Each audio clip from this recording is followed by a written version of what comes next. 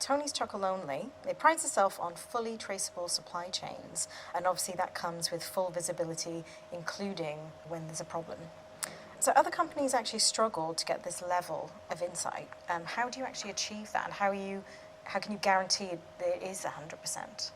Yeah, we have fully segregated supply chain and fully traceable supply chain. That means we know in cocoa specifically every single farmer that produces cocoa that sells in our supply chain. We map those, polygon maps, so we know exactly which farm they have, and we also look at what is their productivity level and what is their output, and we know roughly how much we buy out of the output of the farmer. It is quite a complex system of a system that we call bean tracker, in which we follow the whole flow of the bean from the farmer through the supply chain, through the processor up to our chocolate molding facilities. So it's not easy to do. It's not a lot of companies are struggling with.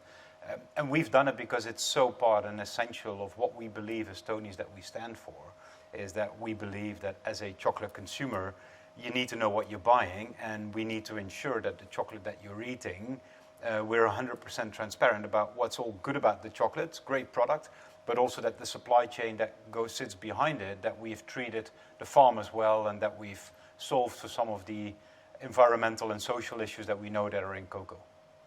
And but obviously this means as well you're very transparent about discovering problems, particularly things about human rights abuses and child labour in your supply chains.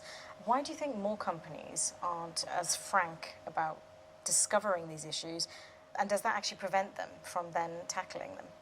Yeah, talking about child labour in your supply chain is a very scary thing for most companies, also for us. I think, however, in order to solve the problem, you need to be transparent and you need to show to the world what you can do about it. And we're very happy to see that with our remediation program, we're getting child labor prevalence rates from an average of 50% in the industry. After 3 years, our farmers, what we see is we bring child labor prevalence down to below 4%. Now, that's great achievement, and we're incredibly proud of that.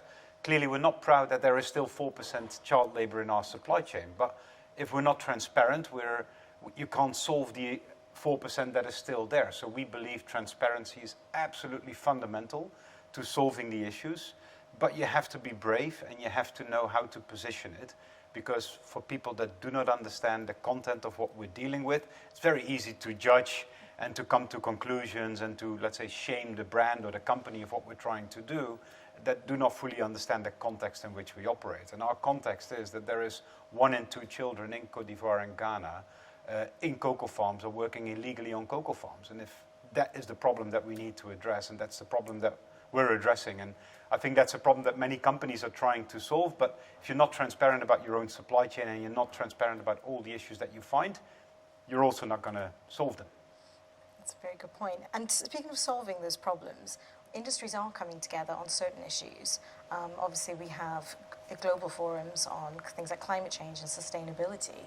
So why do you think we're slightly behind when it comes to human rights issues, if you agree that that's the case? I think it's absolutely the case. The fact that child labor prevalence, child labor rates numbers have gone up in Côte d'Ivoire and Ghana over the last couple of years as we've had more and more cocoa farmers coming into cocoa. The good news is that the industry has got the solutions. We are using a program that was developed by ICI called CLMRS, which is Child Labor Monitoring and Remediation System. So the industry knows which tools are out there. It is, I think, what we do is the absolute execution of 100% of those programs in place that will give us the remediation that we see. So it's not like we're inventing something completely new. But on top of that, we also need to pay a living income to farmers. We need to trace the bean 100% back to the farmer. And these things combined, and what we call the 5 sourcing principles, you need to do all 5 in order to have your ecosystem well managed. And I think that's where companies are struggling, because they know you can't just tackle one thing. You have to tackle the whole ecosystem. You have to tackle poverty of farmers. You have to tackle child labor and remediation. You have to tackle other instances of human rights violations. And if you don't do that, you're not going to come to a solution. So I think the problem there is companies probably know what to do. The financial needs that are needed in order to invest behind that is, I think, what sometimes scares people away. But in my belief, it's something that we know we need to do. Otherwise, we're never going to solve the issue of poverty and child labor in smallholder farming agriculture systems. You raise a very interesting point, a very difficult challenge around living income, because most countries, operate within their own law, and we're very clear on living income within the places where we are located, not necessarily the places where we source from. So how are you tackling that? Yeah, I think clearly we have our challenge in Western society, especially this year and last year with high inflation rates, and people are struggling to sometimes get through their day also in Western societies. However, if you look at the context of a West African farmer, that context is far worse than where we are today. They are earning on average 78 cents a day per household member in cocoa.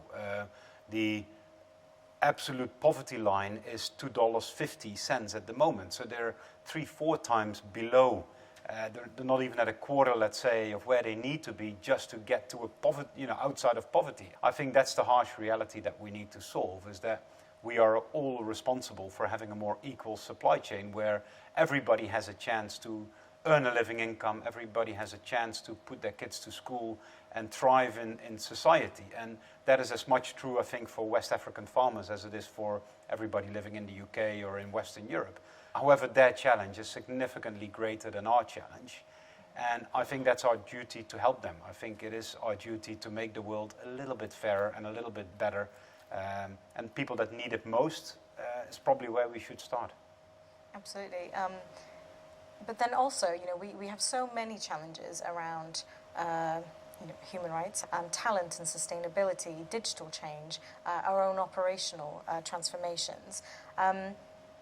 How can we light a fire? Like, how can procurement and supply turn its focus on this issue and actually bring about very real change? I think I've been in procurement for 25 years, and I think the role of procurement has transformed over my period in procurement from being focused on cost and transaction and procure-to-pay systems, and God knows how many of those we've all implemented, to now actually the role that we have and the responsibility with the knowledge that we have that actually our influence with our suppliers, with our tier 2 and tier 3 supply chains, where we're actually addressing the farmers directly, is so much greater than I ever imagined the responsibility that we had. So I think the role of procurement is absolutely essential in transforming the planet that we need to have for the future. And I think we need to transform from a cost-saving mindset where we want to buy commodities as cheap as we can, and we pride ourselves with only talking about savings and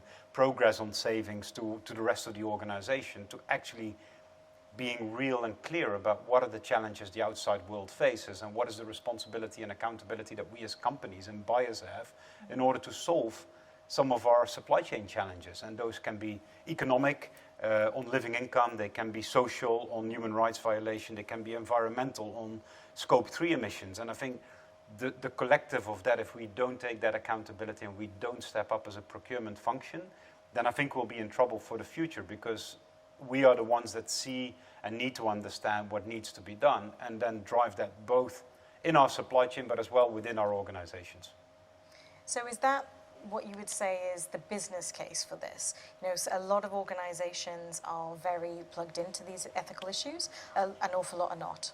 And so when it comes to changing hearts and minds, sometimes that is not enough. How would you put forward the business case for why procurement absolutely needs to invest in this?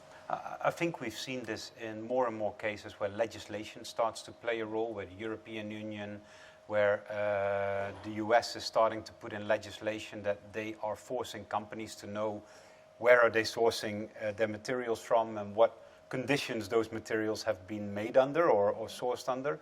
But I hope it's not only legislation that's going to drive that change. I think, for me, my hope and wishes would be that there is also more intrinsic motivation for people doing the right stuff when they know that they can do something. And in the end, I hope consumers will make the choices for us, where they will hopefully choose companies that are better set up to tackle the future of the planet, the people living on the planet in a better way than companies that are not. And I think that's where the end game will be. And I think the only thing we can do is talk about these things as much as we can, bringing realization, bringing awareness to consumers so that they are equipped to make the right choices about where they're going to spend their money. And I think also something to consider is that legislation is usually the lowest benchmark just Correct. to comply, and not nearly going far enough most of the time. But a really key point here is that obviously Tony's Chocolonely is, as we discussed, an impact company. And a major priority is to highlight these issues and concerns. What do you think is the reality of, say, a non-impact company or any type of different organization that really doesn't have the same priority? How would you help them share this message? Yeah, I think it depends on which industry you're in. I've been in different industries myself, and every industry has its challenge. Yeah, cocoa very specifically, as you rightfully say, Tony's originated from being an impact company and not a chocolate company. So we're an impact company first, a chocolate company second. I think as companies that are more intrinsically motivated on other things, I always say that money is never a goal by itself, but is always originated from being a means to an end. I think the role of companies in society is that companies need to have a purpose in society in order to fulfill a need for society. And money is a way to enable that, but it should not be the right way that companies only drive and measure of success is financial success, because that for me is not measuring the role that companies need to play in society. And for companies that are not aware or are less socially driven on their role in society, I would really question what future they hold in a world where people are starting to become more and more aware of environmental, social issues and where we live in. Absolutely, and I guess, like you said, it's not only business; it also involves the consumer. Yeah. So we have the supplier, the business, and the consumer to consider for the future. I agree. Wonderful. Thank you so much No, for your thank time, you so Pascal. much. It's Yeah. great talking with you. Likewise.